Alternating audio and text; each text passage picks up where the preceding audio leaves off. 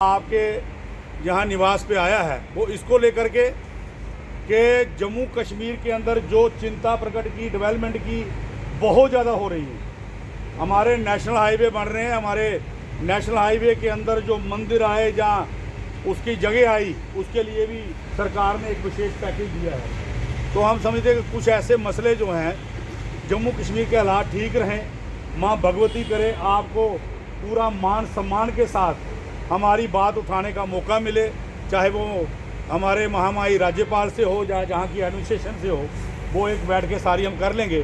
तो मैं हमारे महामंडलेश्वर स्वामी महाराज जी, हमारे रामेश्वर दास जी महाराज अपना आशीष देंगे और उसके बाद राणा साहब, तो उसके बाद महात्मा जो यहाँ पर है, मेरा सभी को प्रणाम है। अभी जो हमारे दत्तगिरी जी या हमारे संतों के द्वारा जो उद्बोधन हुआ,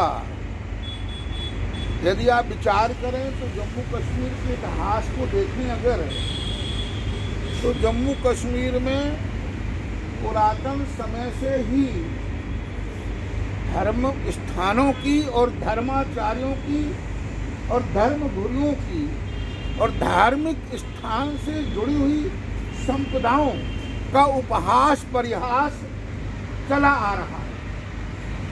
ये तो सौभाग्य की बात है कि वर्तमान समय भारत के प्रधानमंत्री नरेंद्र भाई मोदी जी विराजमान हैं और जो भारत की संस्कृति से रचे हुए हैं, संस्कारित हैं। भारत की संस्कृति तो यही है कि हिंदू मुस्लिम सिख ईसाई आपस में हैं भाई भाई। ये हमारे भारतवर्ष की संस्कृति है। कुछ प्रांत इसको स्वीकार करते हैं और कुछ प्रांत इसको स्वीकार नहीं करते हैं, खाली वाणी का ही उपहास करते हैं। परंतु वर्तमान समय जो प्रधानमंत्री हैं वो ऐसे संस्कारित जीव हैं जो कि भारत में पूरे विश्व में यही डंका बजाने का कार्य कर रहे हैं।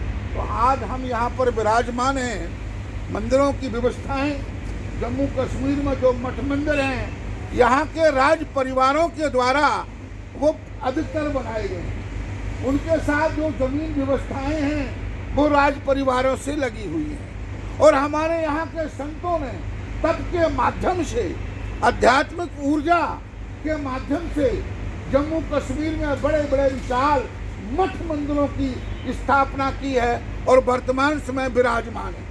परंतु दुर्भाग्य की बात यह है कि उनके साथ जो मठ मंदिरों के साथ जमीन लगी हुई है, वो लोग कोई बाहर से नहीं आए हैं, हमारे ही भाई बंधु हैं। उन्होंने क्या लीज कराकर, क्या रेंट के द्वारा किसी न किसी प्रकार से उन संपदाओं को अपने, ये बड़े सौभाग्य की बात है कि देवेंद्र राणा जी जहां भी रहे हैं एक अपनी पहचान और कद और काम को लेकर जाने जाते हैं। आज वो भारतीय जनता पार्टी में बड़े कर्मठ और सक्रिय और जागरूक नेताओं में से हैं। ये बड़े सौभाग्य की बात है कि हम संतों ने राणा जी के सामने यह व्यथा रखी है, क्योंकि जो यहाँ मठ मंदिर हैं, अभी एक जो बात कही, मठ मंदिरों की जमीन किसी व्यक्ति विशेष का नाम नहीं होती है।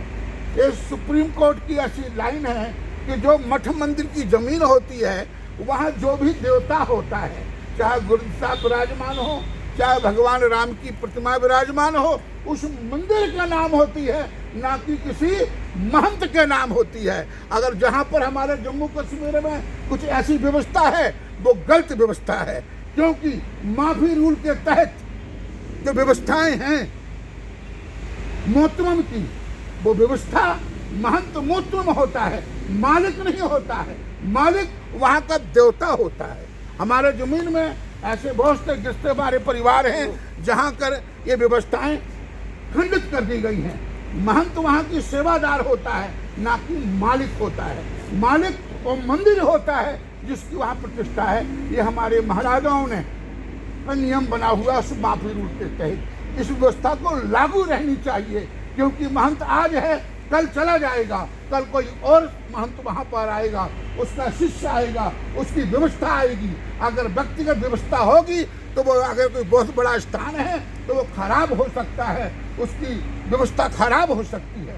इसलिए मेरा राणा साहब से यह निवेदन है कि संतों का तो शुरू से मान अपमान चलता रहता ही है, और ये यहाँ हमारे संत प्रतिष्ठित संत विराजमान हैं। मैं राणा साहब चलती है, कोई मत्था टेक जाए, 4 पैसा मत्था चाड़ जाए तो व्यवस्थाएं चलती हैं। तो मेरा कहने का भाव ये है, जब सारे समाज को सुविधाएं और सेवाएं प्रदान की जाती हैं तो इन धर्म स्थानों को महरूम क्यों किया जाता है? इस पर ही विचारणीय विषय है। ये विषय बहुत लंबा है, जम्मू से लेकर कश्मीर तक।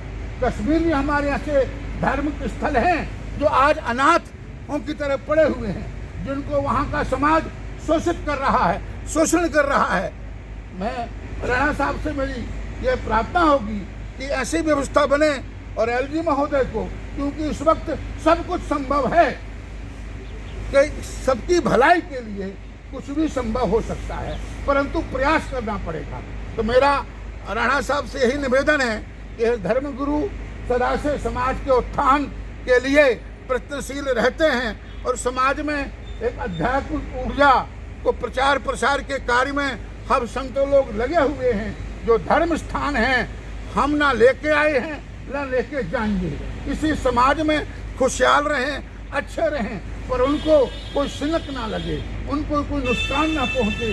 इसलिए मेरा इन संतों की तरफ से और अपनी तरफ से ही आप सबसे यही विनम्र प्रार्थना है कि ऐसी व्यवस्था बन जाए कि हम संत के स्थानों की व्यवस्था सुचारू रूप से चलती रहे, संतों को कोई परेशानी ना हो समाजिक द्वारा। बाकी संत तो हर परिस्थिति में रहने वाले व्यक्ति हैं, तो ऐसी कोई वो बात नहीं है, परंतु वर्तमान जो व्यवस्थाएं हैं उन व्यवस्थाओं का लाभ इन धर्म स्थानों को होना चाहिए, क्योंकि धर्म स्थान व्यक्ति विशेष नहीं है, इस समाज के हैं, समाज की पहचान है, समाज को यहाँ से आध्यात्मिक ऊर्जा मिलती है। अगर ये संत रहेंगे, ये ऊर्जा शक्ति का केंद्र प्रबल रहेगा, तो समाज को भी आशीर्वाद मिलता रहेगा और समाज खुशहाल रहेगा।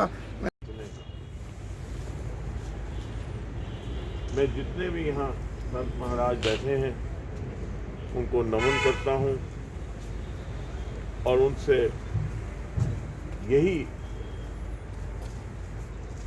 आग्रह करता हूँ कि आज जम्मू कश्मीर तारीख के एक ऐसे पड़ाव पर खड़ा है जहाँ यशस्वी प्रधानमंत्री माननीय नरेंद्र मोदी जी ने एक संकल्प रूपी तरीके से जहाँ भारत को मजबूत करने का संकल्प लिया है, वहाँ जम्मू कश्मीर को मजबूत करने का संकल्प लिया है। और इसकी मजबूती के लिए आप सबका आशीर्वाद और सहयोग जो है वो हमें चाहिए, जम्मू कश्मीर को चाहिए।